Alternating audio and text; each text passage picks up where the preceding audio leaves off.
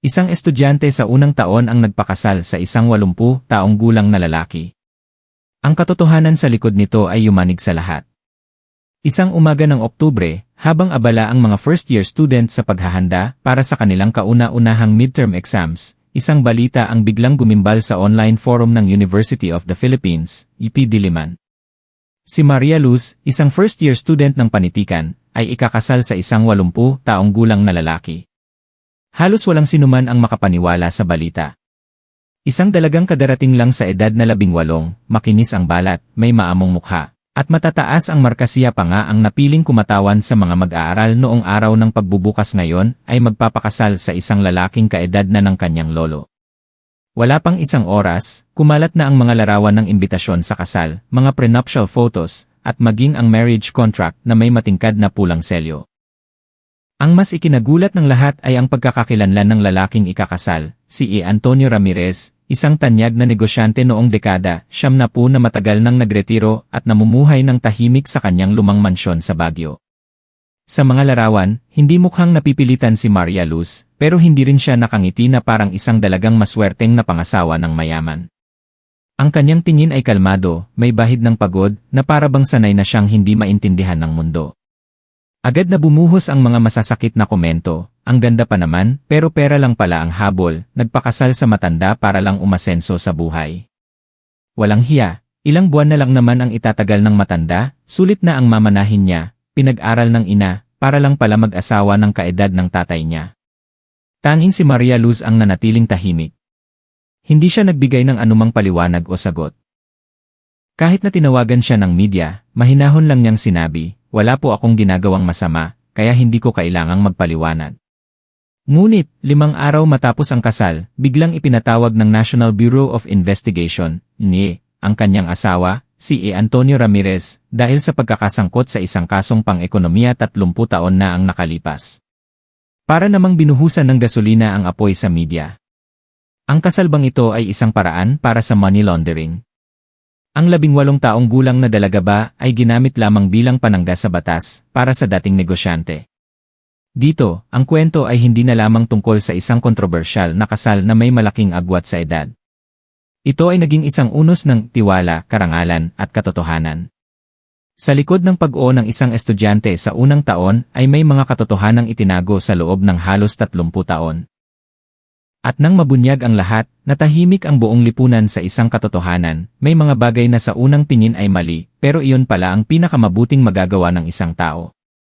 Buwan ng Agosto, sumalubong sa Maynila ang mga biglaang pag-ulan maalinsangan, tahimik, at kung minsan ay mahirap intindihin, tulad ng mga taong naninirahan sa kabisera na sabay masigla at mailap.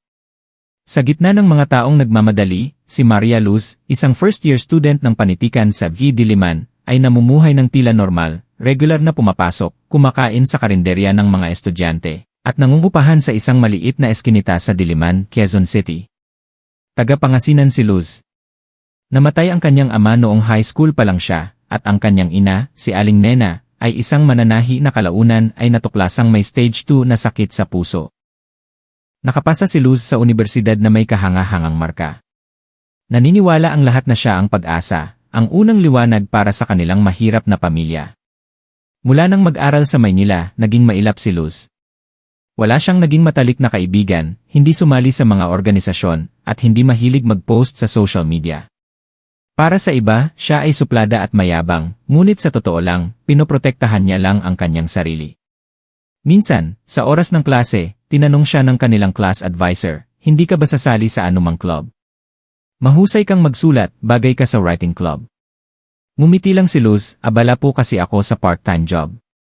Para sa akin po, ang pagsusulat ay hindi para makilala, kundi para hindi ko makalimutan kung sino ako." Natahimik ang buong klase sa kanyang sagot. May kakaiba sa dalagang ito. Tuwing umaga, gumigising si Luz ng alas 5 para magluto ng baon.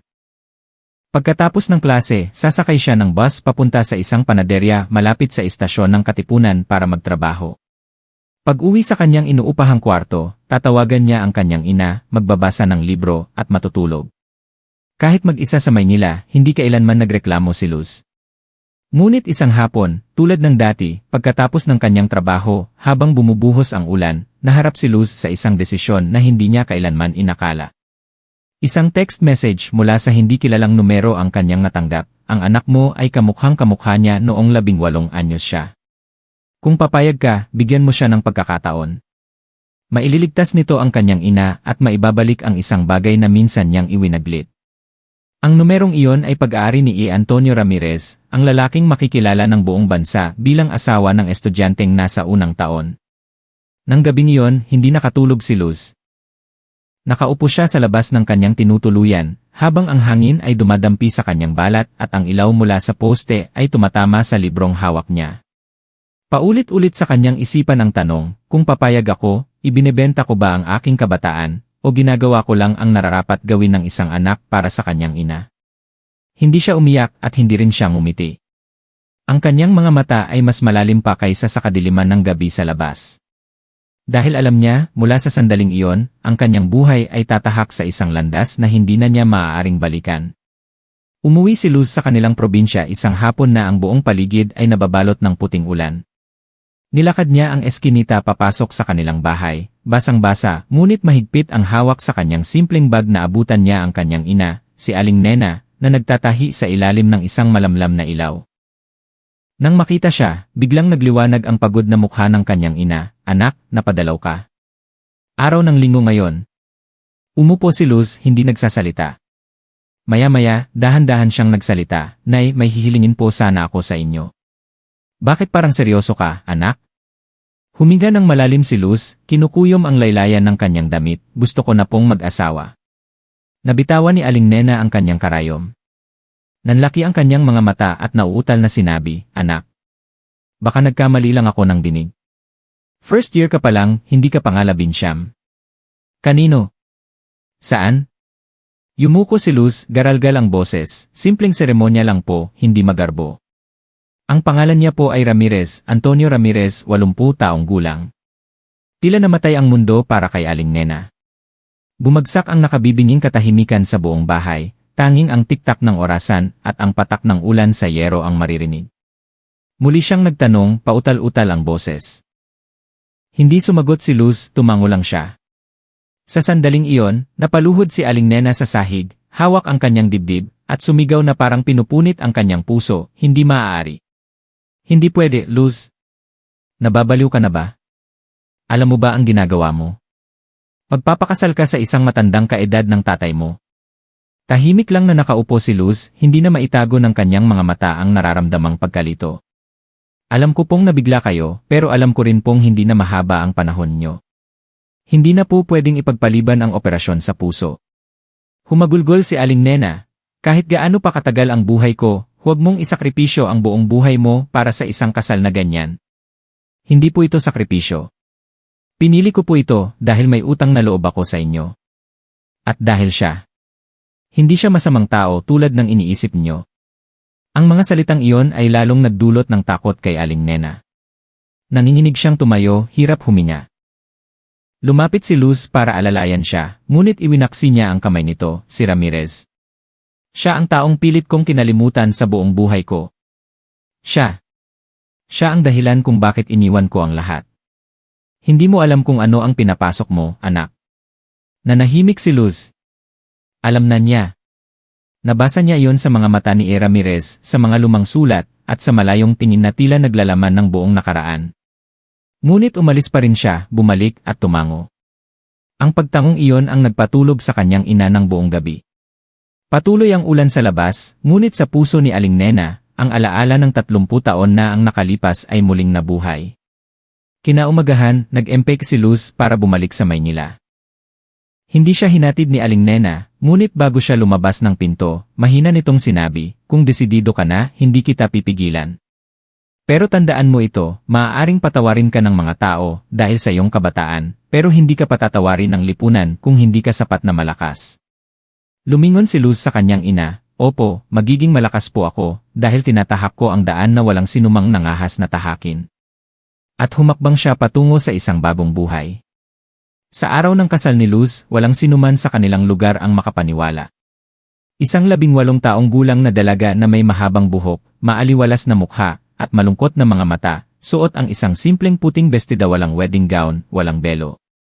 Walang entablado, walang tugtog, at walang mga kaibigan o kamag-anak. Isang maliit na mesa lamang ang nakalagay sa gitna ng bakuran, 2 baso ng alak, isang handa, at ang marriage contract na pirmado na noong isang araw. Nakaupo si Antonio Ramirez sa kabilang silya. Nakasuot siya ng puting polo at abuhin na pantalon, bakas na ang katandaan sa kanyang mukha, ngunit mayroon pa ring dignidad. Ang kanyang mga mata ay tumingin kay Luz na parabang nakikita niya ang babaeng minsan niyang pinakawalan. Walang ngiti, walang pagbati.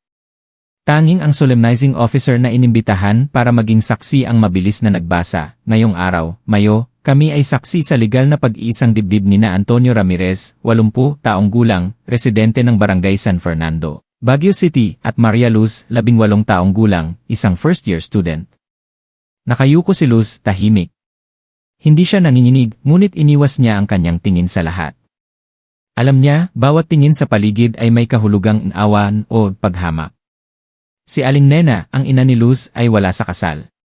Ikinulong niya ang sarili sa kwarto, umiiyak hanggang sa maubos ang kanyang mga luha.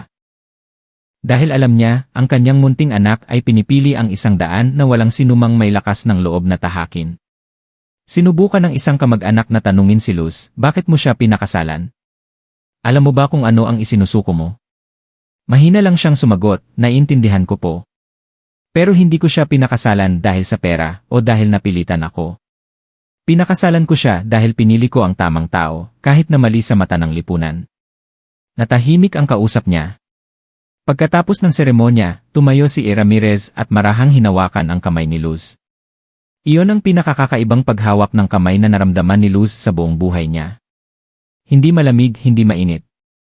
Isang kamay na dumaan na sa lahat ng pagsubok sa buhay, at ngayon ay naglalagay ng buong tiwala sa kanya. Salamat, mahina niyang sabi. Salamat sa pagdating at sa hindi pag-alis. Tumingin si Luz sa kanya at tumango. Walang nakakaalam kung ano ang nasa puso niya sa sandaling iyong, kapayapaan ba o kaguluhan. Nang gabing iyon, bumalik sila sa mansyon sa Baguio. Walang honeymoon, walang unang gabi bilang mag-asawa. 2 tao lamang, isang matanda at isang napakabata, na magkaharap sa isang malawak at tahimik na silid. Umupo si Luz sa gilid ng kama at marahang nagtanong, ano po ang itatawag ko sa inyo? Ngumiti si Ramirez sa unang pagkakataon sa araw na yon, tawagin mo akong lolo, ayos lang. Dahil mula ngayon, hindi ko kailangan ng asawa, kundi isang taong mapagkakatiwalaan para samahan ako sa huling yugto ng aking buhay. Tumango siya at tahimik na pumasok sa kanyang sariling silid. Isinara ang pinto, walang tunog ng kandado, ngunit sa puso ni Luz, lahat ng pinto ng kanyang dating buhay ay nagsara na. Mula sa araw na yon, hindi na siya isang simpleng first-year student. Pumasok siya sa isang buhay na kahit siya ay hindi pa alam kung ano ang magiging katapusan. Ang mansyon ni Ramirez ay nasa isang maliit na burol sa labas ng Baguio City, tahimik sa gitna ng mga matatandang puno at pader na puno ng baging. Nang lumipat si Luz, madilim ang langit, na tila isang babala ng isang hindi madaling bagong buhay. Ang 3 palapag na bahay ay luma, ngunit maayos, walang katulong, walang ingay ng telebisyon, at walang amoy ng pagkain tulad ng isang ordinaryong tahanan. Ang lahat ay tahimik, parang isang templo ng mga alaala. Binigyan ni Ramirez si Luz ng sariling kwarto sa tapat ng sa kanya. Sa 2 palapag, namuhay siya na parang isang bisita, walang kumokontrol, walang nagtatanong. Tuwing umaga, nakaupo si Ramirez sa balkonahe at nagbabasa, habang si Luz ay naghahanda ng simpleng almusal at umuupo sa tapat niya. Bihira silang mag-usap, walang bumabanggit ng salitang asawa, at walang umaarte na parang isang mag-asawa. Anong gusto mong kainin para maipa-deliver ko? Tanong niya isang umaga. Kahit ano po, sanay na po ako, mahinang sagot ni Luz, nakatingin pa rin sa baso ng gatas. Mahilig ka pa rin ba sa panitikan? O kinalimutan mo na ang mga pangarap mo ngayong may asawa ka na? Mahinahon ngunit puno ng kahulugan ang tanong. Ngumiti si Luz, ang panitikan ay isang bagay na hindi ko pag-aari, kaya hindi ko rin ito maaaring mawala. Natawa si Ramirez. Isang maikling tawa, ngunit tila matagal na rin mula nang huli siyang tumawa. Sa mga sumunod na araw, si Luz ang naglinis ng bahay, nagpunas ng mga bookshelf, at nagluto. Minsan, kapag nagbabasa siya sa gabi sa sofa, upo si Ramirez sa tapat na upuan, suot ang kanyang salamin, at binabasa ang mga lumang tala. Namuhay sila ng magkahiwalay ngunit magkasama, walang pisikal na ugnayan, walang panghihimasok. Isang araw, habang nag-aayos ng mga libro, natuklasan ni Luz ang isang lihim na kompartimento. Sa loob nito ay isang koleksyon ng mga itim at puting larawan-galarawan ng kanyang ina, si Aling Nena, noong kabataan nito. Nagulat siya. May isang larawan kung saan nakatayo si Aling Nena sa tabi ng isang puno ng mangga, suot ang isang simpleng bestida, nakangiti ng malapad, at ang kanyang mga mata ay nagniningning. Sa likod ng larawan ay may nakasulat, kung babalik siya isang araw, marahil ay mas matanda na ako kaysa sa inaakala ko. Nang gabing iyon, tiningnan ni Luz si Ramirez, hindi nagtanong, hindi nagsalita.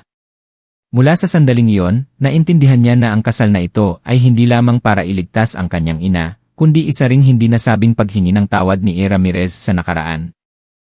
Tuwing umaga, naglalagay si Luz ng isang bulaklak sa isang maliit na florera sa mesa. Walang nagsabi sa kanya na gawin iyon, ngunit naramdaman niyang matagal nang kulang sa init ang tahanang ito. Hindi niya mahal si Ramirez at hindi rin niya ito kinasusuklaman. Nararamdaman niya na binabayaran niya ang isang hindi pinangalanang utang sa pamamagitan ng kabaitan na maibibigay ng isang bata sa isang taong minahal ang kanyang ina sa buong buhay nito. At ganoon sila namuhay. Walang pag-ibig sa kama, walang pisikal na ugnayan, kundi isang espesyal na relasyon na mas malalim pa sa dugo at mas mahirap pangalanan kaysa sa pag-ibig. Sa labas, patuloy ang tsismis, ngunit sa loob ng bahay na iyon, unti-unti, nagkaintindihan ang dalawang estranghero nang hindi kailangan ng salita. Nagsimulang maniwala si Luz na hindi kailangan ng pisikal na lapit para matawag na mag-asawa. May mga relasyon na nabubuo sa pasasalamat at makatwirang pagpili.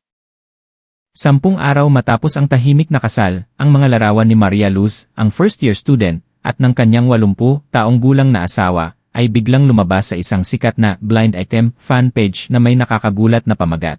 18 anyos, umasenso sa isang iglap, nagpakasal sa 80 anyos na milyonaryo para sa mana. Mula roon, sumabog ang social media. Wala pang isang oras, umabot sa mahigit 20,000 shares at libu-libong komento ang bumuhos. Pinag-edit ang kanilang mga larawan sa kasal, ipinatong ang mukha ni Luz sa mga imahe ng pera at piso. Kumalat ang mga masasakit na status tulad ng "Congrats, girl, instant yaman." Mula estudyante, naging lola agad. Isang tulog lang, may mamanahin ng mansyon at milyon-milyong piso. Mga sis, gayahin natin siya para hindi na kailangang mag-aral. Hindi kailangan ng pag-ibig. Ang mahalaga, kanino nakapangalan ang titulo ng lupa. Bawat salita, bawat meme, bawat TikTok video na ginawang katatawanan ang kanilang kasal ay ipinukol kay Luz. Ngunit hindi siya umimik. Walang sagot, walang paliwanag. Sa unibersidad, napansin ni Luz ang mga kakaibang tingin. Nagbubulungan ang kanyang mga kaklase sa kanyang likuran. Iniiwasan siya ng ilang guro. Nag-text ang kanyang dating kasama sa kwarto, "Huwag ka na sanang dumaan dito. Nahihiya ako sa mga kapitbahay." Binasa ni Luz ang mensahe, pinindot ito ng ilang segundo, at binura. Patuloy siyang pumasok sa tamang oras, umuupo sa huling hilera, at nagsusulat ng mga tala. Ang tanging nagbago ay tuwing papasok siya sa silid-aralan, libu-libong mga mata ang nakatutok sa kanya, hindi para matuto, kundi para suriin ang bawat kilos niya, ang kanyang damit, at maging ang kanyang paghinga. Nagsimulang maghalungkat ang online news, sino si Maria Luz? Saan siya galing? Pera ba talaga ang habol niya? Sino si Antonio Ramirez sa mundo ng negosyo? Isang online na pahayagan ang nag-ulat, ayon sa isang source, ang kasal ay may kasamang kontrata na nagsasaad ng mana pagkatapos ng 2 taon. Ang dalaga ay parang isang binayarang high-class na tagapag-alaga. Walang nagkumpirma, ngunit lahat ay naniwala. Dahil may kakaibang batas sa lipunan, mas madaling maniwala sa masama kaysa sa mabuti. Isang hapon, paglabas niya sa klase, hinarang siya ng isang grupo ng mga estudyante. Diretsong tanong ng isang babae, "Magkano ang bayad sa iyo kada buwan?" Nanahimik si Luz, hindi tumingin. "O baka may mga diskarte ka dyan, share mo naman sa amin." Isang tawanan na puno ng pang-insulto ang sumunod. Hindi lumingon si Luz, nagpatuloy siya sa paglakad.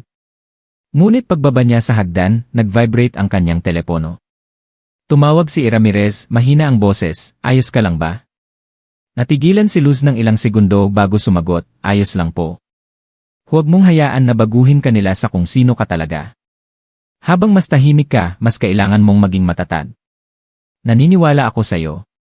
Isang pangungusap lang, ngunit sa sandaling iyon, naramdaman ni Luz na may humawak sa kanyang kamay sa gitna ng dagat ng mga estranghero.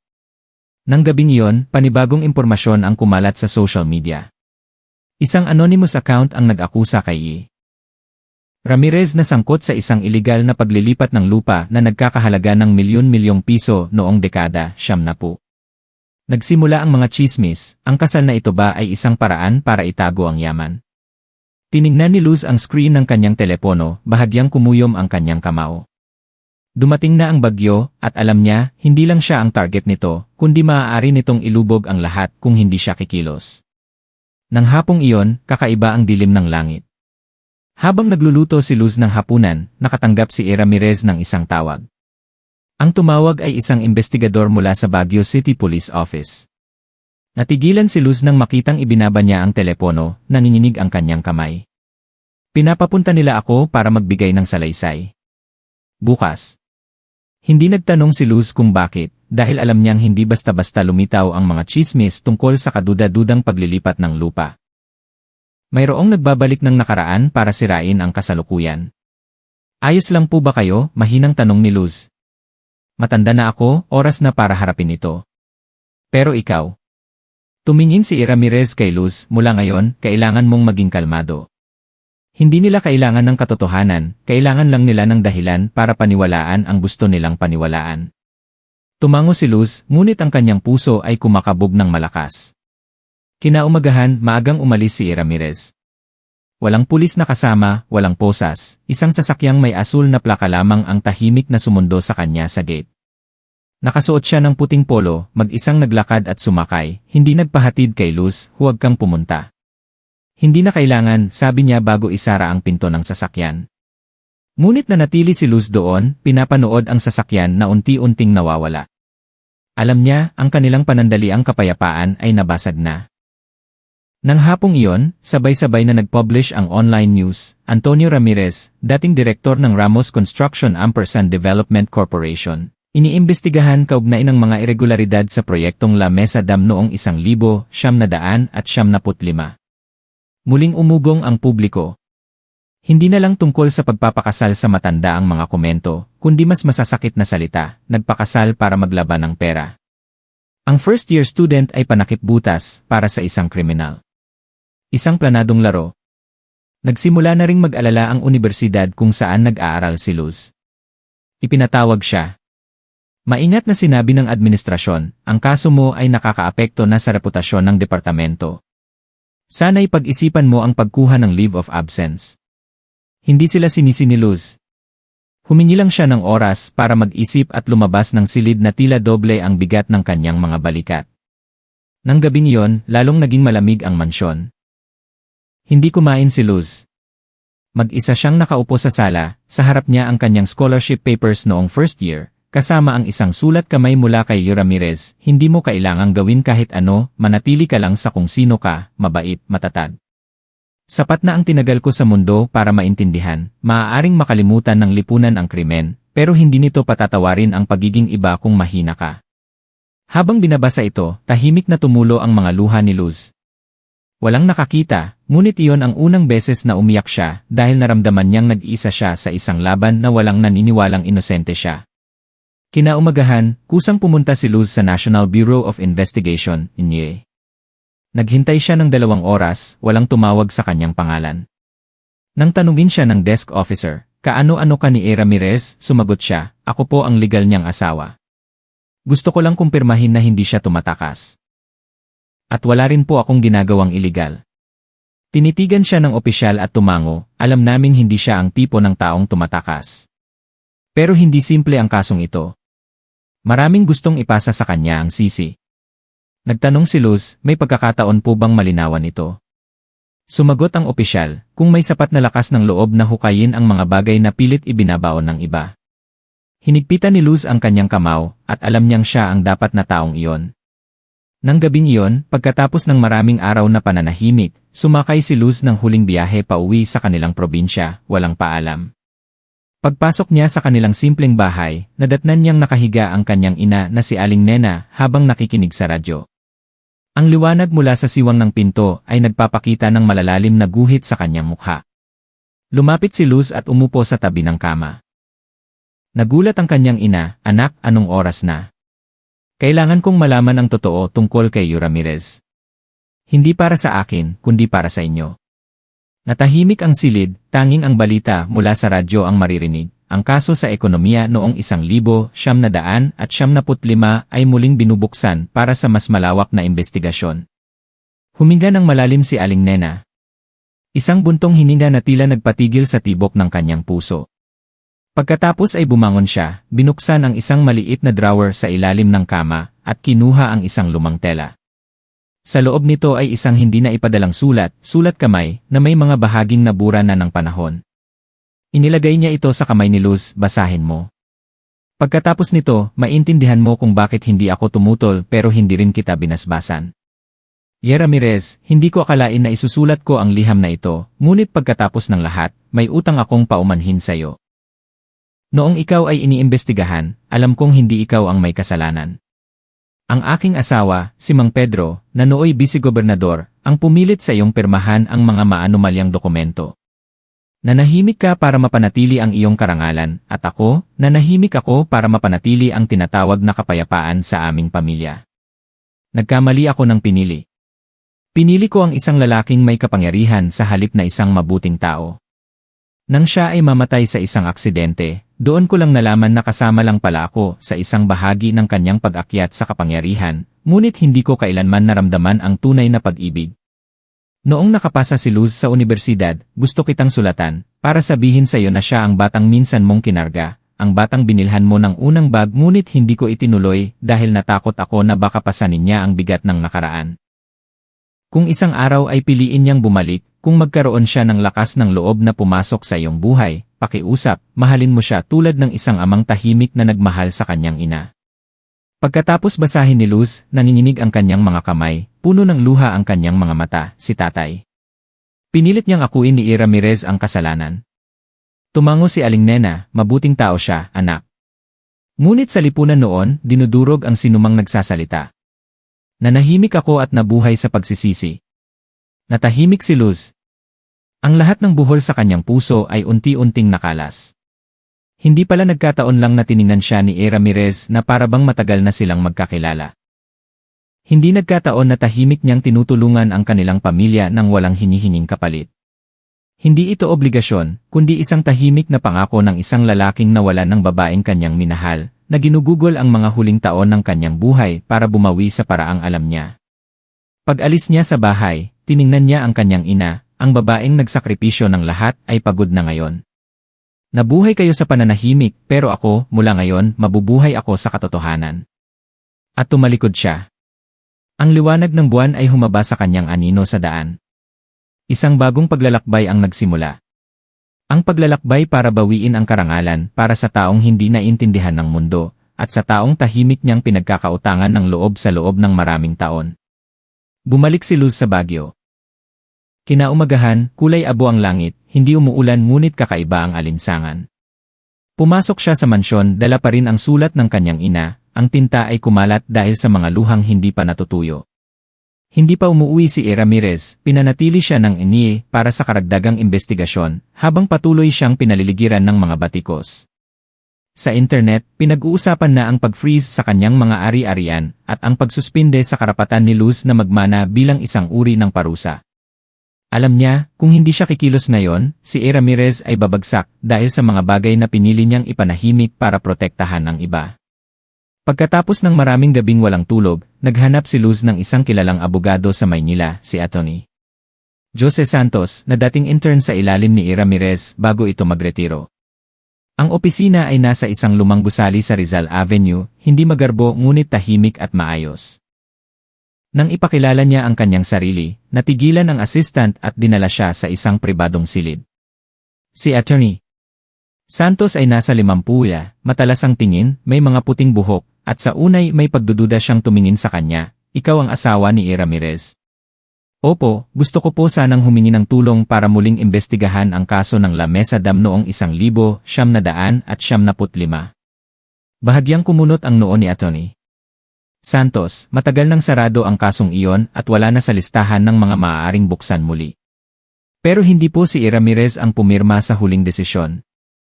Mayroon po akong ebidensya, ang testimonya ng aking ina, na dating asawa ng pangunahing responsable. Ang dating vice-gobernador noon ay ang aking ama. Natahimik si Atty. Santos ng ilang segundo at sumandal, alam mo ba ang ginagawa mo? Hindi lang ito isang legal na kaso, isa itong sugat sa politika. Kapag binuksan ito, maraming maapektuhan. Alam ko po. Pero hindi ko po kayang manahimik habang ang taong iginagalang ko ay pilit na isinusuot ang maskara ng isang manloloko para lang pagtakpan ang pagkakamali ng iba. Inilabas niya ang sulat at inilagay sa mesa. Ito po ang paghingi ng tawad ng aking ina at ang tahimik na pag-amin sa kanyang pananahimik sa loob ng 30 taon. Kinuha ni Atty. Santos ang sulat at binasa. Habang binabasa, lumambot ang kanyang ekspresyon at tumingala siya. Sa unang pagkakataon, ang kanyang tingin ay hindi na puno ng pagdududa, kundi ng paggalang. Matapang ka. Pero tutulungan kita hindi dahil matapang ka. Tutulungan kita dahil may utang na loob ako kay Ramirez na hindi ko nasabi sa loob ng 25 taon. 3 araw pagkatapos, pinayagan si Ramirez na makalaya pansamantala. Sinalubong siya ni Luz sa gate ng NEA. Kitang-kita ang kanyang pagpayat, ngunit ang kanyang mga mata ay nagningning nang makita siya. Hindi ka na dapat pumunta. Hindi po ako pumunta dahil sa kuryosidad. Pumunta po ako dahil mula ngayon, hindi na kayo mag-isang lalaban. Binuksan niya ang pinto ng sasakyan para sa kanya. Sa likod nila, sumikat ang araw mula sa makulimlim na ulap. Hawak ni Luz ang unang batch ng mga dokumento na ipinadala ni Atty. Santos. Isang recording ng isang internal meeting noong 1995 kung saan maririnig ang boses ni Ramirez na pinipilit pumirma. Alam niya, hindi madali ang labang ito, ngunit ito ang tanging paraan para maibalik ang katotohanan. Ang mga dokumento mula kay Atty.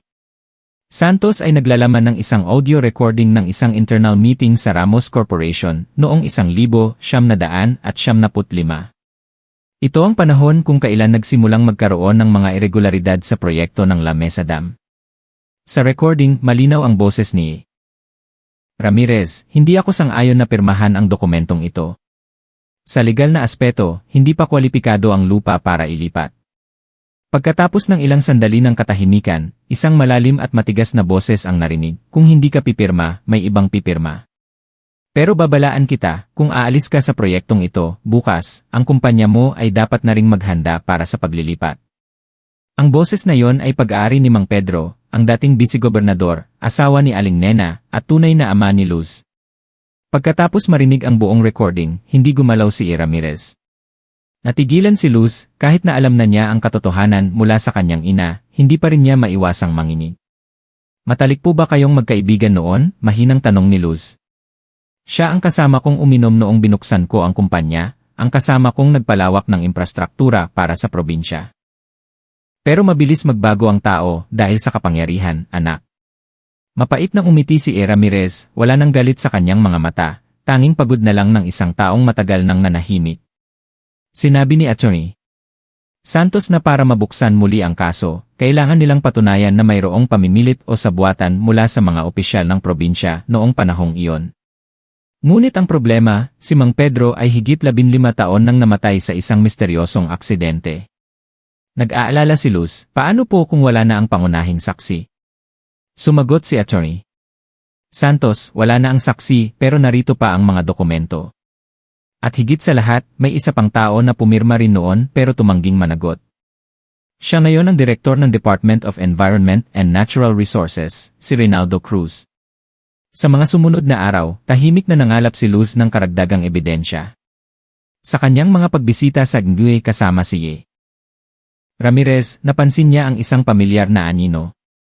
Isang matangkad na lalaki, nakaitim na suit, na laging nakatayo sa dulo ng pasilyo, matagal na nakikipag-usap sa telepono. Isang beses, habang dumadaan si Luz, sinadya nitong lakasan ang boses, bakit pa binubuhay ang mga lumang kaso? Sino pa ang matatahimik? Huwag isipin na dahil may kaunting ebidensya, kaya na nilang kalagkarin kung sino man. Huminto si Luz. Hindi niya alam kung sino ang lalaki, ngunit sa kanyang mga mata ay mayroong nakatagong takot, ang takot ng isang taong unti-unting nawawalan ng kontrol sa nakaraan. Nang gabing iyon, hinanap ni Luz ang isang dating sekretarya ni E. Ramirez. Nakatira siya mag-isa sa isang maliit na bahay sa labas ng syudad. Sa una, nag-aalangan pa siya, ngunit nang ipaliwanag ni Luz ang kanyang layunin, nagtanong lang siya, sigurado ka ba na gusto mong ituloy ito hanggang dulo? Hindi po ako naghahanap ng paghihiganti. Gusto ko lang pong ibalik ang katotohanan.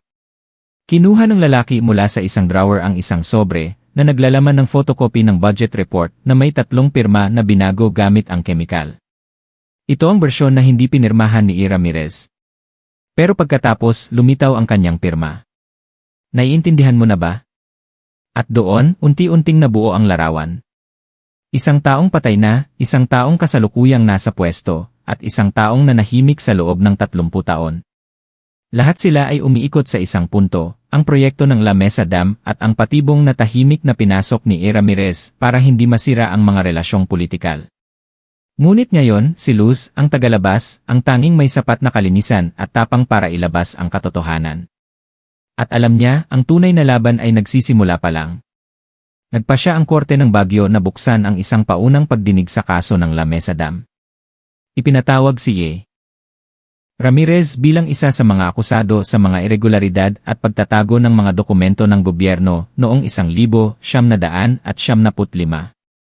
Nag-ingay ang publiko at naging abala ang media.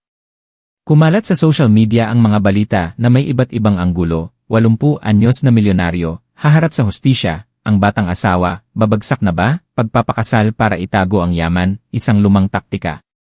Gabi bago ang pagdinig, umupo si Luz sa tabi ni E. Ramirez sa kanyang opisina, ang silid na bihira niyang pasukin. Nagsusulat siya, pagod na ang kanyang mga mata, nanginginig ang kanyang kamay, ngunit ang kanyang pagsulat ay nananatiling maayos. Naniniwala pa rin po ba kayo sa hustisya? Tanong ni Luz, nakatingin sa mga dokumento. Hindi siya agad sumagot, umiti lang siya, naniniwala akong mabagal ang hustisya, ngunit hindi ito natutulog. Minsan, kailangan lang nito ng isang taong gigising dito. Isinara niya ang kwaderno at ibinigay sa kanya, kung hindi ako makakabalik bukas, basahin mo ito. Pero basahin mo lang kung gusto mo talagang malaman ang lahat. Nang gabing iyon, hindi nakatulog si Luz. Inilagay niya ang kwaderno sa tabi ng kanyang kama, tinitignan ito na parang isang Pandora's box naglalaman ng lahat ng hindi nasabi, ng lahat ng sugat na naghilom na. Kinaumagahan, umambon. Hindi na siya nakapaghintay, binuksan niya ang kwaderno. Sa loob nito ay isang maikling sulat na nagpabagsak sa kanyang mundo. Luz, kung nababasa mo ito, marahil ay wala na ako sa tabi mo. Nagtanong ka kung bakit ako pumayag na pakasalan ka. Dahil may utang na ako sa'yo bago ka pa man isilang. Anak ka ni Aling Nena, ang babaeng minahal ko ng lubos ngunit pinakawalan ko dahil sa pananahimik at takot. Noong ikinasal ang iyong ina, umalis ako sa probinsya, binura ang sarili ko sa kanyang buhay. Ngunit 3 taon pagkatapos, nang mabalitaan kong nanganak siya, tahimik akong bumalik, tumingin mula sa malayo, hindi para manggulo, kundi para masigurong ligtas ka. Hanggang isang araw, narinig ko ang isang pag-aaway sa kanilang bakuran sa pagitan ni Aling Nena at Mang Pedro. Sumigaw si Mang Pedro, hindi ko kadugo ang batang iyan. Kung gusto mong alagaan siya, alagaan mo mag-isa. Nakatayo ako sa likod ng pader ng araw na yon, hindi ako pumasok, ngunit alam kong tunay kitang anak. Mula noon, tahimik akong nagpapadala ng tulong pinansyal kay Aling Nena sa pamamagitan ng isang kakilala, hindi kailanman nagpakilala. Nang makapasa ka sa universidad, tahimik akong pumunta sa araw ng pagbubukas, nakatayo sa gate, pinapanood kang nakasuot ng simpleng puting bestida na pumapasok sa paaralan. Ang kasal natin, kahit nakakaiba sa tingin ng lahat, ay ang tanging paraan na naisip ko para maging legal ang pag-aalaga at pagprotekta ko sa iyo sa mga huling taon ng aking buhay. Patawad, hindi dahil pinakasalan kita, kundi dahil hinayaan kitang pasanin ang lahat ng ito ng mag-isa. Hindi ko kailanman inisip na karapat-dapat akong maging ama, kaya pinili kong manatili sa malayo. Ngunit nang makita kitang minumura, iniinsulto, at pinipilit na maging matanda, hindi ko na kayang maging tagalabas. Kahit na hindi tayo pinahihintulutan ng lipunan na magmahalan sa anumang paraan, gusto ko pa ring malaman mo, palagi kitang minahal bilang isang ama. Binitawan ni Luz ang kwaderno, ang mga luha ay dumaloy ng walang tunog. Ang lahat ng katotohanan ay sumabog, walang galit, walang pagsisisi, naramdaman lang niya na hindi pala siya nag-iisa. Kahit na sa buong panahon ay inakala niyang nilalabanan niya ang buong mundo ng mag-isa. Sumikat ang araw, nagsuot siya ng simpleng bestida, itinali ang kanyang buhok, at lumabas ng bahay. Sa labas ng gate, naghihintay na ang sasakyan ni Atty.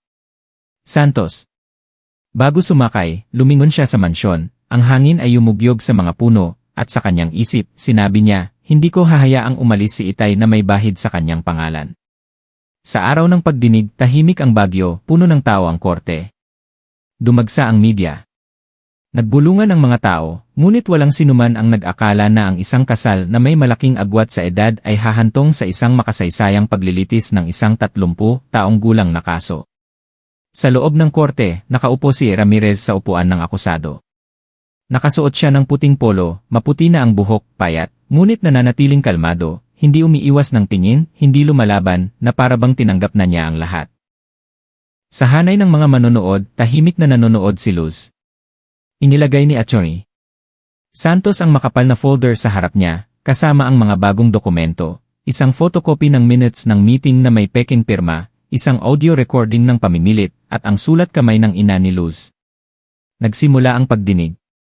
Binasa ng taga-usig ang mga sakdal. Ang akusado na si Antonio Ramirez ay pinaghihinalaang sangkot sa mga irregularidad sa kaso ng La Mesa Dam.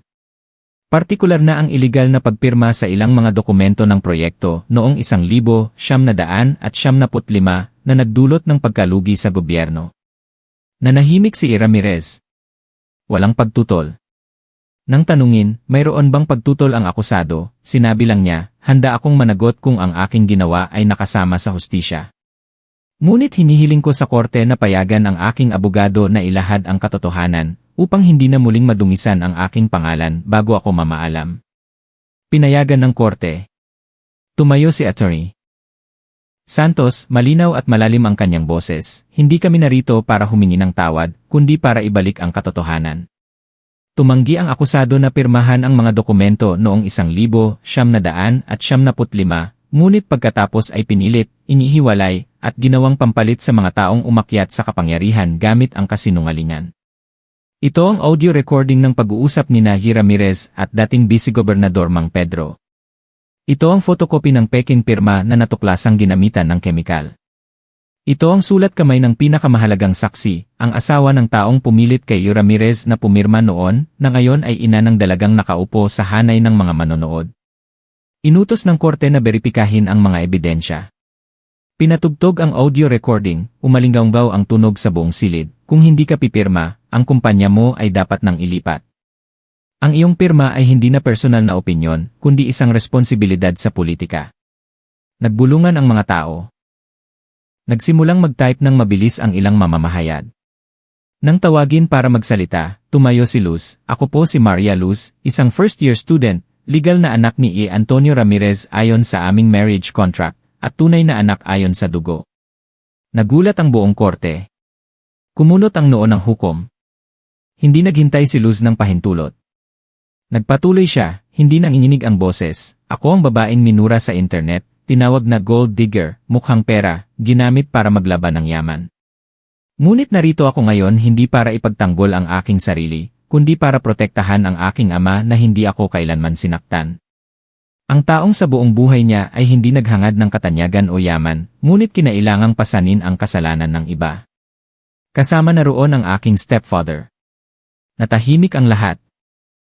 Inilabas ni Luz ang sulat ng kanyang ina at ibinigay sa korte. Ito ang testimonya ni Aling Nena, dating asawa ni Mang Pedro, na umaming ang kanyang asawa ang pumilit kay Ramirez na pirmahan ang mga maanumalyang dokumento.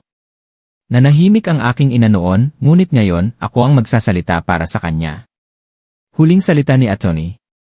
Santos, hinihiling namin sa korte na ibasura ang mga akusasyon, ibalik ang karangalan ni Antonio Ramirez, at buksan ang investigasyon sa mga taong pinrotektahan sa loob ng 30 taon. Ipinagpaliban ang pagdinig at pinauwi si Ramirez habang hinihintay ang resulta ng pagsusuri sa mga dokumento. Pauwi, hinawakan ni Luz ang kanyang kamay at bumulong, patawad po dahil ngayon lang kita natawag ng ganyan.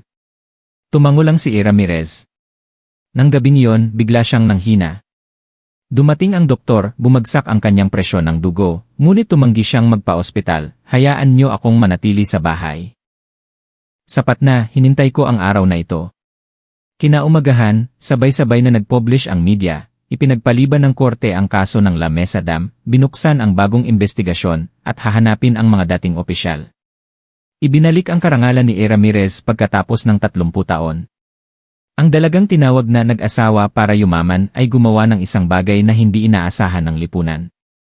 Ngunit nang dalhin ni Luz ang balita sa kanyang silid, mahimbing nang natutulog si A. Ramirez. Ang kanyang mukha ay payapa, na para bang nabunutan siya ng isang habambuhay na tinik. Kinaumagahan, pambihira ang sinag ng araw. Maagang gumising si Luz, maingat na tiniklop ang pahayagan na naglalaman ng balita tungkol sa pagsuspinde ng kaso at pag-alis ng lahat ng akusasyon kay A. Ramirez. Dadalhin sana niya ito sa kanyang silid para basahin, ngunit pagbukas niya ng pinto, nakita niyang nakahiga siya ng payapa. Mahina niyang tinawag, "Lolo, gising na po, almusal na." Walang sumagot. Malamig ang kanyang kamay, at sa kanyang dibdib ay naroon pa rin ang sulat ng kanyang ina. Dinala niya ito na parang isang kayamanan sa kanyang mga huling araw.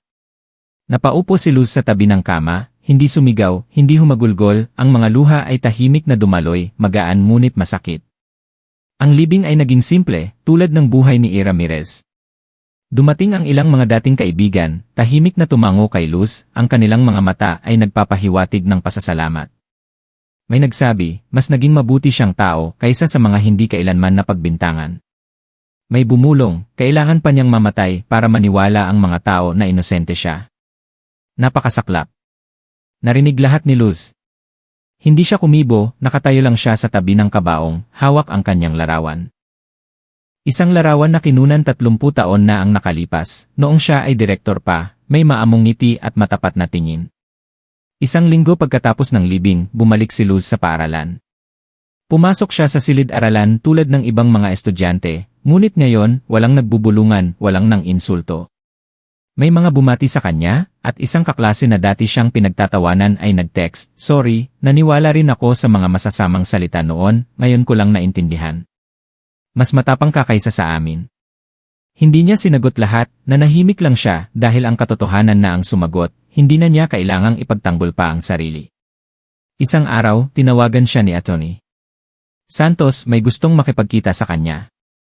Sa isang maliit na coffee shop, nakilala ni Luz ang isang matandang babae, ang kapatid ni A. Ramirez, na kararating lang mula sa ibang bansa. Hinawakan niya ang kamay ni Luz at inilagay ang isang susi, "Ito ang maliit na bahay na binili ng aking kapatid noong 1900 walang nakatira." Bago siya mamatay, sinabi niya sa akin, kung mananatiling buo ang tiwala ni Luz, hayaan siyang magsimula ng bagong buhay sa isang lugar na walang paghuhusga. Naiiyak niyang sinabi, "Hindi niya kailanman inamin na ama mo siya, pero alam ng buong pamilya namin." Minahal ka niya higit sa lahat. Nang gabing iyon, pumunta si Luz sa bahay na iyon at binuksan ang pinto. Ang huling sinag ng araw ay pumasok sa bintana, at sa mesa ay may isang sulat na iniwan niya. "Luz, kapag nabasa mo ito, marahil ay wala na ako. Huwag kang malungkot dahil umalis ako ng walang pasanin. Namuhay ako sa pananahimik at aalis din ng ganoon. Ngunit bago ako pumikit, ipinagmamalaki ko na mayroon akong isang anak na hindi ako iniwan kahit na tinalikuran ako ng buong mundo. Salamat sa paniniwala sa akin. Salamat sa paglilinis ng pangalan na dinala ko sa buong buhay ko sa kasinungalingan. Salamat sa tapang na mamuhay ayon sa iyong puso. Huwag mo akong alalahanin sa pamamagitan ng luha. Alalahanin mo ako sa pamamagitan ng iyong mga nagawa, ang mga bagay na kahit sa edad na 80 ay hindi ko nagawa. Harapin ang katotohanan at ipagtanggol ito hanggang sa huli." Tiniklop ni Luz ang sulat. Nang gabing iyon, isinulat niya ang lahat, hindi para magreklamo, kundi para itago. Dahil alam niya, may mga bagay na kung hindi isasalaysay, ay makakalimutan, tulad ng mga mabubuting taong tahimik na pumanaw. Isang buwan pagkatapos mamatay ni A. Ramirez, bumalik si Luz sa buhay estudyante. Nakasuot pa rin siya ng puting polo, regular na pumapasok, at nakaupo sa ikatlong hilera. Ngunit napansin ng lahat na hindi na siya ang tahimik na dalaga na laging nakayuko. Ang kanyang mga mata ngayon ay may mas malalim na kahulugan, karanasan, tapang, at isang uri ng kapayapaan na matatagpuan lamang sa mga taong nawalan ngunit hindi sumuko. Isang hapon, pumunta si Luz sa sementeryo, dala ang isang kwaderno. Umupo siya sa harap ng puntod ni A. Ramirez at binasa ang bawat linya na para bang nakikipag-usap siya sa kanya. Alam kong hindi mo kailangan ng papuri ng mundo, pero ako, iba. Kailangan kong itigil ng mga tao ang pagtawag sa iyo na milyonaryong bumili ng asawa, ginamit ang kasal. Kailangan nilang maalala na ikaw ang taong tumanggi sa kapangyarihan para mapanatili ang konsensya at pinili ang pananahimik para protektahan ang iba. Dahan-dahang umihip ang hangin, nahulog ang mga dahon sa puntod na may nakaukit na pangalan ni Antonio Ramirez, isinilang noong 1945, ang lalaking piniling mamuhay ng mabuti hanggang sa huli. Pinunasan niya ang alikabok at nagpatuloy, alam mo ba, kinokonsidera ng universidad na bigyan ako ng scholarship para sa Student with Resilience. Sa unang pagkakataon, isinulat nila ang pangalan ko sa honor roll nang walang tanong na karapat-dapat ba siya. Umiti siya, isang ngiti na hindi mapait o masakit, kundi isang ngiti na dumaan na sa bagyo. Nagsimulang sumali si Luz sa mga gawaing panlipunan. Naging volunteer siya sa isang proyekto na Children and Legal Truth na inorganisa ng law school, na tumutulong sa mga kaso ng maling akusasyon, mga ulila na may problema sa mana, at mga pamilyang hindi alam kung paano protektahan ang karangalan ng kanilang mga mahal sa buhay. Isang araw, may nagtanong, bakit ka nagtatrabaho sa mga legal na kaso kung panitikan ang kurso mo? Sumagot lang siya, dahil may mga kwento na kung hindi natin isasalaysay ng tama, ay isasalaysay ng mali sa buong buhay. At nagkwento siya, hindi tungkol sa sarili niya, kundi tungkol kay Ramirez, tungkol sa isang ama na hindi naintindihan, inihiwalay, at iniwan ng panahon, ngunit sa huli ay nalinis ang pangalan ng kanyang anak na tahimik niyang pinrotektahan. Sa isang seminar sa pagtatapos ng kurso, inimbitahan si Luz na magsalita tungkol sa katotohanan at tiwala. Tumayo siya at dahan-dahang sinabi, minsan, para protektahan ang katotohanan, kailangan nating tanggapin na ituring nakakaiba, pagtawanan, at masaktan. Ngunit kung isang araw ay manahimik tayo para maging mas madali ang buhay, tumutulong din tayong patayin ang hustisya na napakarupok na. Natahimik ang buong silid. At isang palakpakan ang umalingaw-ngaw, hindi dahil magaling siyang magsalita, kundi dahil naramdaman ng lahat na isinasabuhay niya ang kanyang sinasabi. Nang gabing iyon, isinulat ni Luz sa kanyang talaarawan ang huling linya, minsan, ako ay anino ng mga tsismis. Ngayon, ako ay isang maliit na liwanag na sapat para magbigay linaw sa isang bahagi ng katotohanan. Patuloy akong mabubuhay para wala ng pagsisisihan si Itay. At isinara niya ang kwaderno, hinipan ang kandila. Sa labas, nagsisimula na ang taglaga sa Maynila, magaan at malinaw, tulad ng ngiti ni A. Ramirez sa isang lumang larawan, tuwing naaalala niya siya. Halos 2 buwan pagkatapos ng libing ni A. Ramirez, unang tumapak si Aling Nena sa mansyon kung saan siya nanirahan. Tahimik pa rin ang bahay, ang tanging pagkakaiba ay wala na ang lalaking laging nakaupo at nagbabasa sa tabi ng bintana sa ikalawang palapag. Binuksan ni Luz ang gate at inalalayan ang kanyang ina. Hindi siya nagsalita sa buong biyahe, ang kanyang tingin ay nakatuon sa malayo, na para bang binabalikan ang mga alaala na itinago niya sa loob ng 3 dekada. Dinala ni Luz ang kanyang ina sa opisina ni A. Ramirez.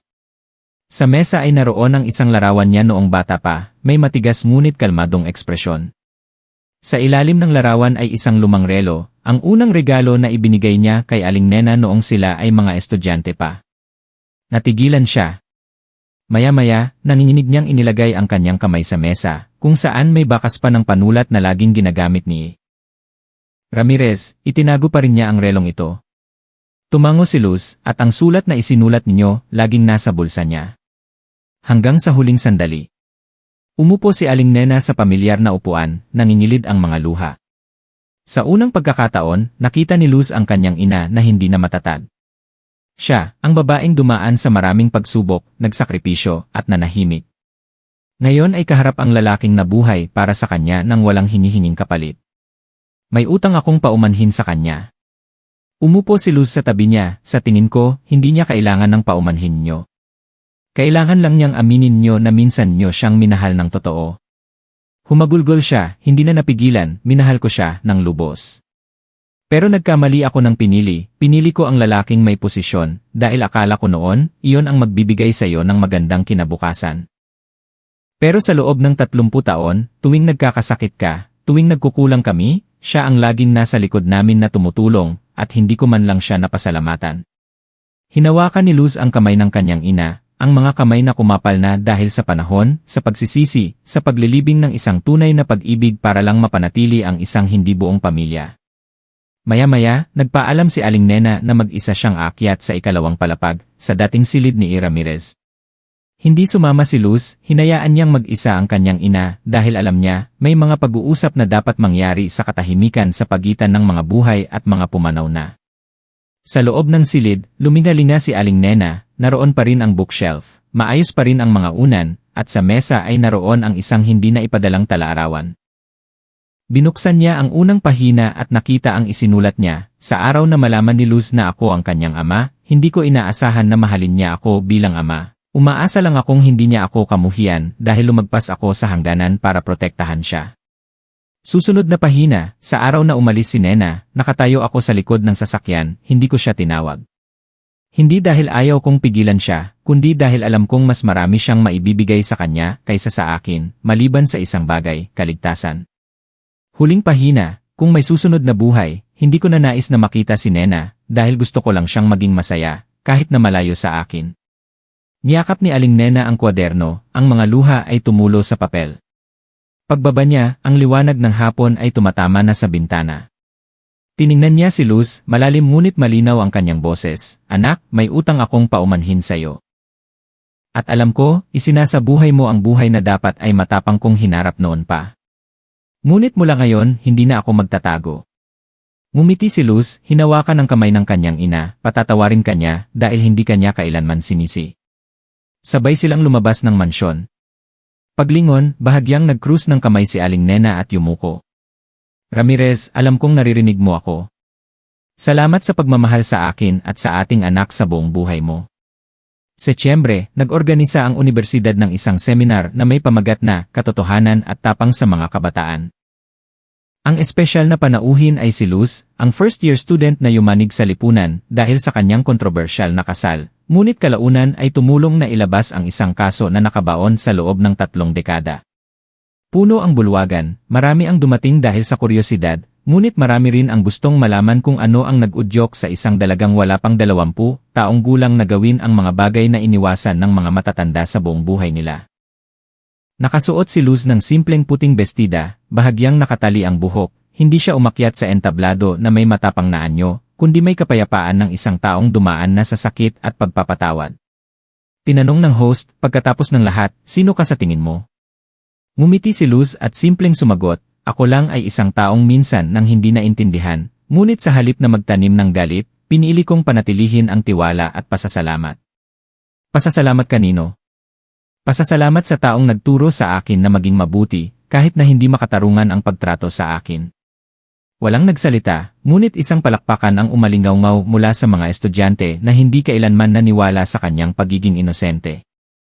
Pagkatapos ng seminar, isang ina na may kargang maliit na bata ang lumapit kay Luz, naningilid ang mga luha, "Salamat sa iyo, dahil sa iyo, nagkaroon ako ng lakas ng loob na magsampa ng kaso para sa aking asawa. Nakasalukuyang nakakulong dahil sa isang kaso ng lupa sa aming probinsya. Dati, takot ako, nanahimik ako. Ngunit nang makita kitang tumayo sa gitna ng lipunan nang hindi umaatras, naisip ko, hindi ako pwedeng mabuhay na parang isang pipi." Hinawakan lang ni Luz ang kanyang kamay, hindi kailangan ng magagandang salita.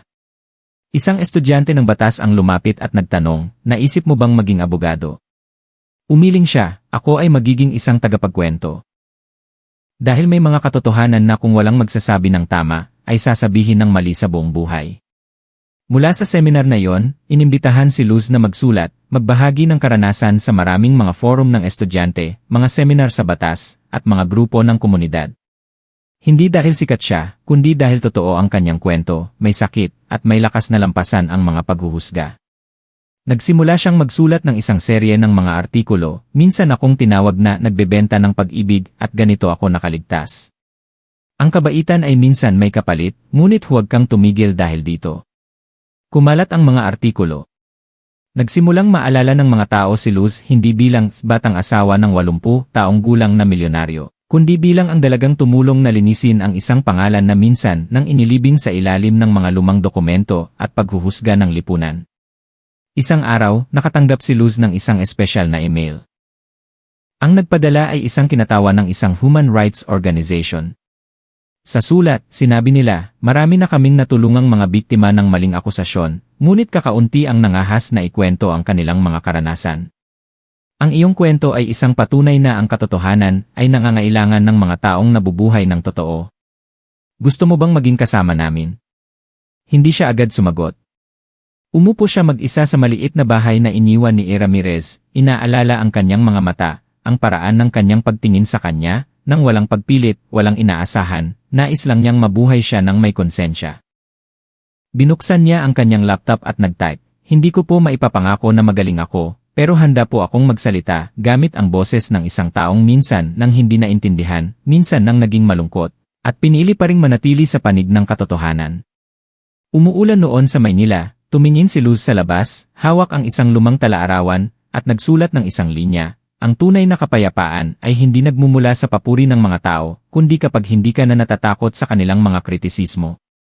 At mumiti siya, dahil ngayon, kapag may nagtanong sino ang batang iyon, may sasagot, siya si Luz, ang dalagang dumaan sa mga batikos para lang protektahan ang pangalan ng kanyang ama na hindi kailanman umamin na siya ang ama. Isang hapon sa huling bahagi ng Oktubre, habang nakaupo si Luz sa isang maliit na coffee shop. May lumapit sa kanya ang may-ari at iniabot ang isang sobre, may nagpadala nito para sa iyo 3 araw na ang nakalipas, sinabing ibigay sa iyo kapag dumating ka. Nagulat si Luz, binuksan niya agad ang sulat. Hindi nakalagay ang pangalan ng nagpadala, ngunit ang bawat salita ay nagpatigil sa kanya. Para sa iyo, ang dalagang minsan nang tinawag sa masasakit na salita. Isa ako sa mga nag-react ng haha sa mga post tungkol sa iyo. Noong una, sumali rin ako sa isang grupo na pinagtatawanan ang iyong mga larawan at hindi ko nakita ang mali doon. Hindi kita kilala, hindi ko naranasan ang iyong mga pinagdaanan, ngunit pagkatapos mapanood ang paglilitis at makita ka sa seminar, kailangan kong isulat ito. Hindi para humingi ng tawad, kundi para magpasalamat. Dahil hindi mo ginawang galit ang iyong sakit. Dahil hindi ka nanahimik tulad ng karamihan sa amin. Dahil ipinakita mo sa amin na kung minsan, sapat na ang isang taong may tapang na tumayo para magbago ang pananaw ng buong lipunan. Akala ko malakas ako, ngunit tinuruan mo ako, ang pagiging malakas ay hindi ang hindi pagsabihan ng masama, kundi ang manatiling mabuti kahit na sinasabihan ka ng masama. Salamat sa pagsasabuhay ng mga bagay na hindi namin nagawa.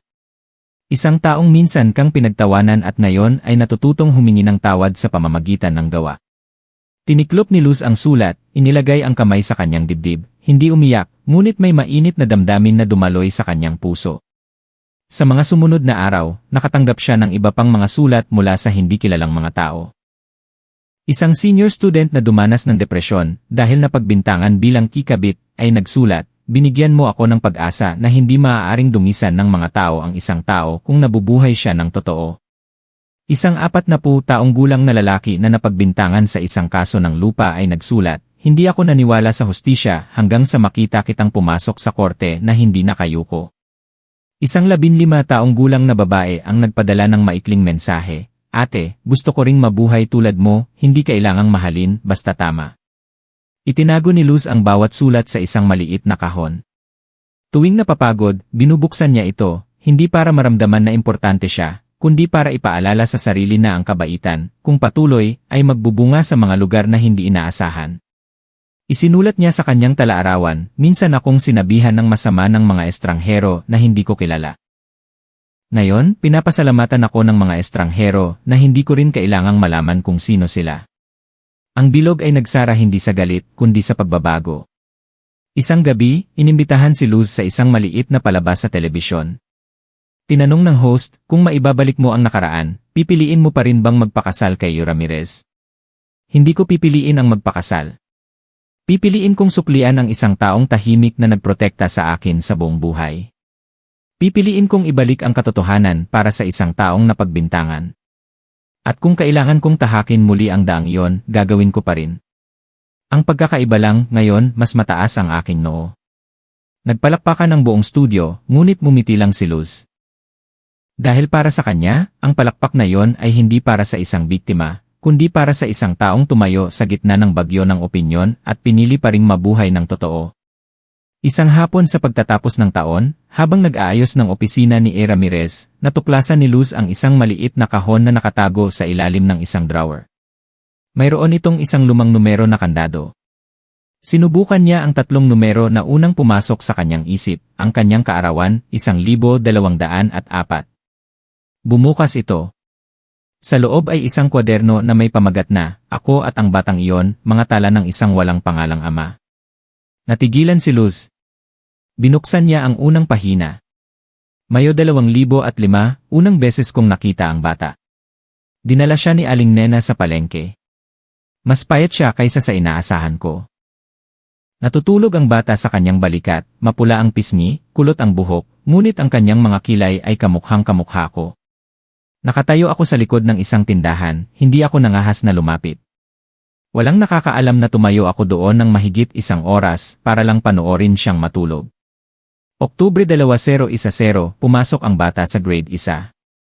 Ipinadala ko sa isang kakilala ang isang pulang bag, tinanggihan niya ito. Naintindihan ko, hindi ako nagalit, ngunit kinabukasan, nakita ko pa rin siyang suot ang bag na yon. Hindi ko alam kung nagkataon lang o nagbago ang isip ng kanyang ina. Ang alam ko lang, tumayo ako sa gate ng paaralan ng halos 3 araw para masigurong regular siyang pumapasok. Agosto 2018, nakatanggap ang bata ng liham ng pagtanggap sa universidad. Nalaman ko mula sa isang kakilala. Nakapasa siya sa BFI Diliman na may mataas na marka. Umiyak ako, hindi dahil sa pagmamalaki, kundi dahil alam kong mag-isa na siya sa Maynila, at mas kailangan kong maging tahimik. Nobyembre 2021, unang beses akong sumulat sa bata. Hindi ako pumirma, hindi naglagay ng address, sinabi ko lang na kung kailangan niya ng tulong, huwag siyang mag-atubiling makipag-ugnayan. Akala ko itatapon niya ito. Ngunit 1 linggo pagkatapos, may nagpadala sa akin ng isang scarf na siya mismo ang gumawa, kasama ang isang papel na may nakasulat, "Salamat po." Ayos lang po ako, pero tinatanggap ko po ang init na ito. Itinago ko ang scarf na yon, tuwing taglamig ay tinitingnan ko. Hindi ko ginamit dahil natatakot akong masira ang tanging bagay na ipinadala niya sa akin. Sa huling pahina, nakita ni Luz ang isang sulat na tila isinulat sa kanyang mga huling araw. Hindi ako isang tunay na ama. Hindi ko siya tinuruang maglakad, hindi ko siya hinatid sa paaralan, hindi ko siya niyakap. Ngunit sinubaybayan ko ang bawat hakbang niya, bawat tingin, bawat maliit na tagumpay na parabang isinasabuhay ko ang aking buhay sa pananahimik. Hindi ko inaasahan na tawagin niya akong ama. Umaasa lang ako na kapag wala na ako, malaman niya na may isang lalaki sa mundo na walang ibang minahal ng higit pa sa batang iyon. Isinara ni Luz ang kwaderno. Sa labas, madilim na ang Maynila, ngunit ang kanyang puso ay nagliwanag, mainit at buo. Bumulong siya na parabang sumasagot sa mga salita, "Hindi mo kailangan na tawagin kitang ama." Ngunit alam ko, sa buong buhay ko, mayroon akong isang tunay na ama na higit pa sa sinuman. Nang gabing iyon, dinala ni Luz ang kwaderno sa coffee shop. Sinimulan niyang isulat muli ang bawat linya, para i-print bilang isang maliit na koleksyon, bilang huling alaala ng isang walang pangalang ama, at bilang paalala sa mga taong tahimik na nagmamahal. Pinangalanan niya itong "Isang Ama, 2 Buhay" at "Isang Pag-ibig na Walang Salita." Ang maliit na aklat na iyon ay unang inilimbag ni Luz sa 100 kopya lamang, na may pamagat na "Isang Ama, 2 Buhay" at "Isang Pag-ibig na Walang Salita." Simple ang pabalat, puti ang background, na may sulat kamay na tila isang personal na salaysay. Walang pangalan ng may akda, walang malaking publisher. Nakasulat lamang, "Mula sa talaarawan ng isang yumaong ama, para sa anak na tahimik niyang minahal." Ibinigay ni Luz ang ilang kopya sa kanyang mga kaibigan, guro, at sa mga taong sumulat sa kanya. Walang promosyon, walang media.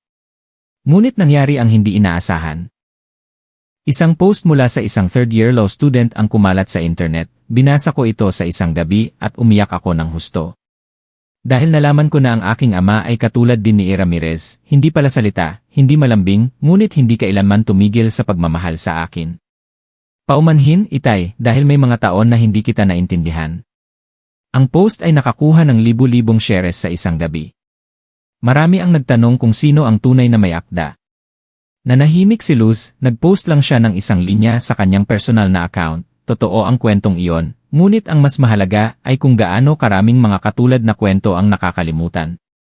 Pagkatapos noon, nagsimulang imbitahan si Luz ng mga organisasyon, mga grupo ng kawanggawa, at ilang unibersidad para magbahagi tungkol sa kanyang paglalakbay sa pagsulat ng aklat.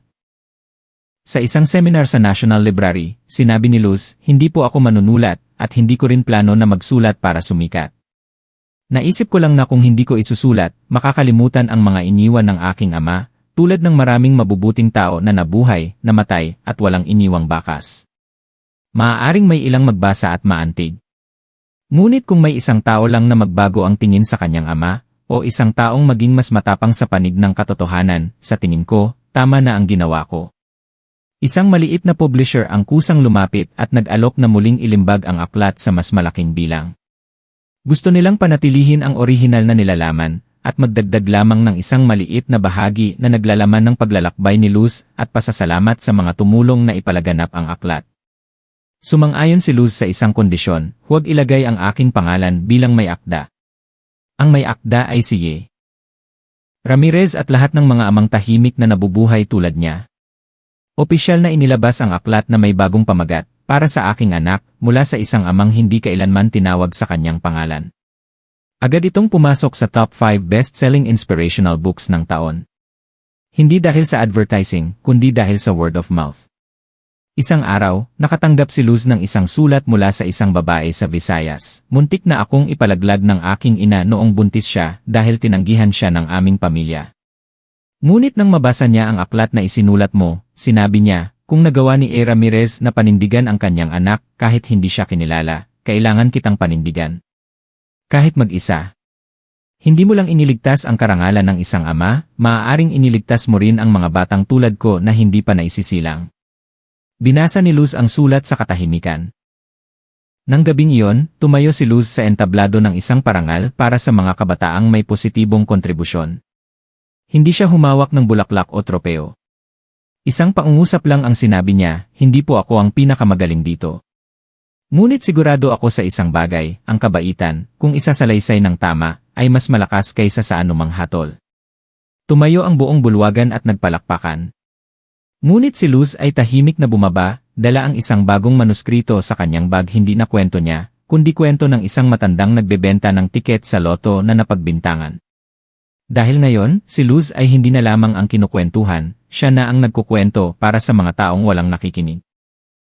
Pagkatapos ng hindi inaasahang tagumpay ng aklat, nakakatanggap si Luz ng daan-daang mga email, sulat, at mensahe bawat linggo. Karamihan ay mula sa mga ordinaryong tao na may hindi pangkaraniwang kwento, mga taong minsan nang hindi naintindihan, napagbintangan o nanahimik. Isang estudyante na natanggal sa paaralan dahil sa maling akusasyon, isang single mother na tinanggalan ng karapatan sa kanyang anak. Isang matandang tricycle driver na napagkamalang kriminal, at maraming mga bata na hindi kilala ang kanilang ama ngunit umaasa pa rin. Isang gabi, nakaupo si Luz sa tabi ng bintana, sa harap niya ang isang bunton ng mga sulat na hindi pa nababasa.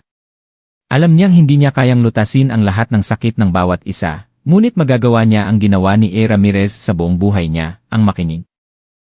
Kaya, bumuo si Luz ng isang maliit na grupo na tinawag na, "Kami ay minsan nang hindi naintindihan," kung saan ang mga kwentong hindi lumalabas sa balita, ay may halaga dahil sila ay totoo.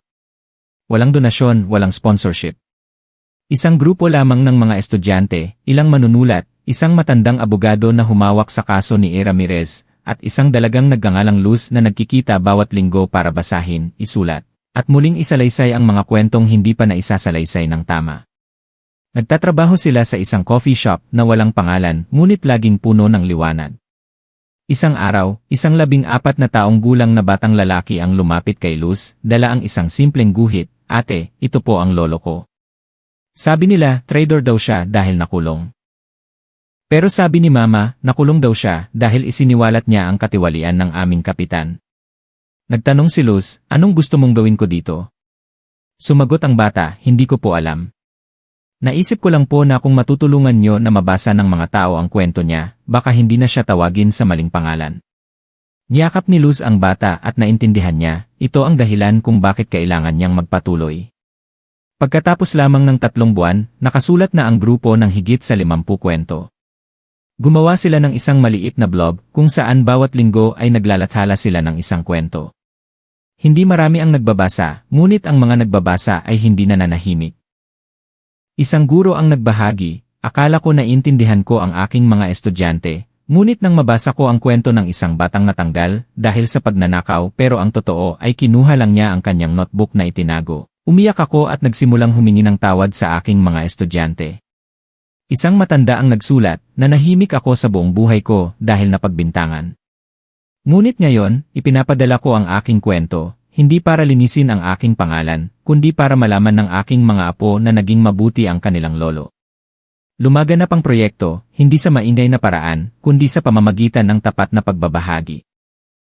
Tinawag si Luz na tagapag-ingat ng maliliit na katotohanan. Ngumiti lang siya at sinabi, walang katotohanang maliit kung ito ay tumutulong sa isang tao na magpatuloy sa buhay. Isang batang reporter ang nag-interview kay Luz at nagtanong, pagkatapos ng lahat ng ito, natatakot ka pa bang hindi maintindihan? Walang pag-aalinlangan siyang sumagot, hindi ako natatakot na hindi maintindihan. Natatakot lang ako na ang mga mabubuting tao ay hindi maisalaysay ng tama. Kung ang isang taong nabubuhay ng mabuti ay kailangang magdala ng masamang pangalan sa buong buhay niya, ano ang ituturo ng lipunang iyon sa mga bata?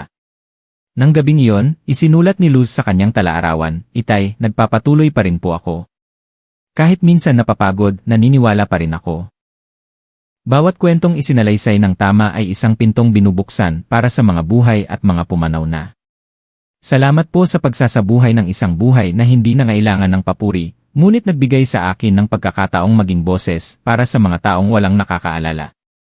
Isang malamig na umaga sa Maynila, nakaupo si Luz sa tabi ng bintana, hawak ang isang imbitasyon mula sa isang universidad sa Visayas, na nag-aanyaya sa kanya na maging isang assistant lecturer sa social communication. Sa una, natawa si Luz, hindi niya naisip na magtuturo.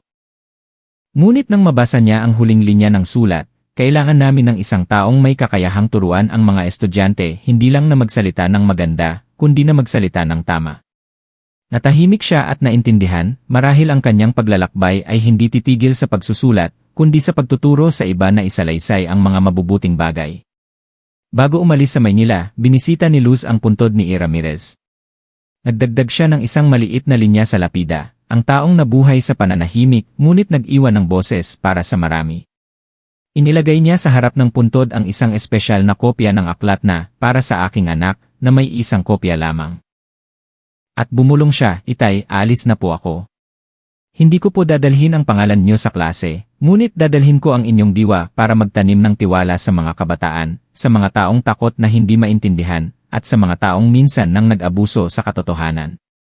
3 buwan pagkatapos, nag-stabilize na si Luz sa bagong paaralan. Hindi niya tinawag ang sarili na ma'am, kundi tagapagkwento. At sa unang araw ng klase, nagsimula siya sa isang tanong, alam niyo ba kung bakit kinainisan ang katotohanan? Dahil hindi ito pumapabor kaninuman. Natahimik ang buong klase. At ikinuwento ni Luz ang tungkol sa isang matandang tahimik na nabuhay, nagmahal sa kanyang anak, ngunit hindi umamin, tinawag na milyonaryong nag-asawa ng bata. At isang dalagang minsan ng pinagtawanan, ngunit naglakas loob na linisin ang pangalan ng kanyang ama gamit ang kanyang tiwala. Sa pagtatapos ng klase, isang estudyante ang nagsabi, hindi po ako naniwala na ang mga napagbintangan ay malilinis pa ang pangalan. Ngunit dahil sa kwento ninyo, gusto ko pong maniwala muli. Sa araw ng pagtatapos, hindi nagsalita si Luz. Tumayo siya sa likod ng entablado at ibinigay ang isang scholarship na may pangalang ang tagapagsalaysay ng katotohanan para sa mga nangahas na ikwento ang kanilang mga karanasan ng totoo at makatao. Ibinigay niya ang scholarship sa isang babaeng estudyante na ang ina ay nakulong ng 3 taon dahil sa maling akusasyon. Niyakap siya ng babae at umiyak, kung hindi po kayo nagsulat, hindi po ako makakatayo dito ngayon. Ngumiti lang si Luz, ang pagsusulat ko ay isang bagay, ngunit ang pagpapatuloy mo sa buhay ang tunay na himala. At tulad ng isang magandang tadhana, ang kwento ni Luz na minsan nang tinawag na batang asawa ng 80 taong gulang na milyonaryo, ay isinama sa isang material sa pagtuturo ng critical thinking at media ethics, hindi para purihin, kundi para ipaalala sa mga estudyante na bago magbahagi ng anuman sa internet, alalahanin na sa likod ng bawat kwento ay may isang tao. At sa likod ng bawat tao ay may isang katotohanan na hindi natin kailanman malalaman ng buo. Isang gabi ng tagsibol, nakatayo si Luz sa balkonahe ng kanyang bagong apartment. Binuksan niya ang kanyang talaarawan at isinulat ang huling pahina, minsan, ako ay isang dalagang nabuhay sa pagdududa, sinusuri dahil sa isang hindi pangkaraniwang kasal. Ngunit nakaalis ako doon. Dala ang pagmamahal ng isang walang pangalang ama at ang tiwala sa kabaitan. Nakaligtas ako at higit sa lahat, nabuhay ako ng may dignidad. Ang kwentong ito ay hindi tungkol sa isang perpektong babae o isang dakilang ama. Ito ay paglalakbay ng mga ordinaryong tao na nabuhay ng mabuti sa gitna ng masasakit na tingin. Si Luz, ang first-year student, na minsan nang itinulak sa pader ng opinyon dahil sa kanyang tila baliw na desisyon na magpakasal sa isang 80 taong gulang. Ngunit sa huli, ang pagpiling iyon ang nagdala sa kanya sa katotohanan na matagal nang itinago. Isang masakit ngunit makataong katotohanan. Tungkol sa kanyang tunay na ama na tahimik siyang pinrotektahan sa buong buhay, walang pagkilala, walang paliwanag, tanging sa isang tahimik na pag-ibig na hindi kailanman pinangalanan. Ang kwentong iyon ay nagpapaalala sa atin na hindi lang dugo ang bumubuo ng pamilya, kundi ang tiwala, pag-unawa, at tapang na mamuhay ng totoo sa puso ang pinakamalalim na nag-ugnay sa mga tao. Si Luz ay hindi biktima, siya ay isang patunay ng isang kakaibang uri ng tapang, hindi maingay, hindi nananawagan, patuloy lang na nabubuhay ng tama, kahit na minsan nang hindi naintindihan, kahit na dumaan sa daan-daang mapanuring mga mata. At si Ramirez, ang tahimik na ama, hindi kailangang tawaging ama. Nais lang niyang mabuhay ng tama, sapat, at may pasasalamat ang kanyang anak. Sa buong buhay niya, pinili niyang manahimik para maging payapa ang iba. At ang pananahimik na iyon ang naging malakas na boses na yumanig sa puso ng mga tao nang isalaysay ng kanyang pinakamamahal na anak. Ang kwentong ito ay nagpapaalala sa atin, maaaring malugi ang mga mabubuting tao, ngunit ang kabaitan ay hindi kailanman walang kabuluhan. Maaaring ilibing ang karangalan, ngunit ang katotohanan, kung may mga taong nabubuhay ng matuwid, ay tiyak na lalabas balang araw. At kung ikaw ay nabubuhay sa pagdududa, nasaktan dahil hindi naintindihan, huwag kang mawalan ng pag-asa. Dahil kung minsan, sapat na ang isang taong nangahas na mamuhay ng tama para baguhin ang pananaw ng buong lipunan. Huwag matakot na maliit ka, mabuhay ka lang ng mabuti at ang panahon na ang sasagot para sa iyo.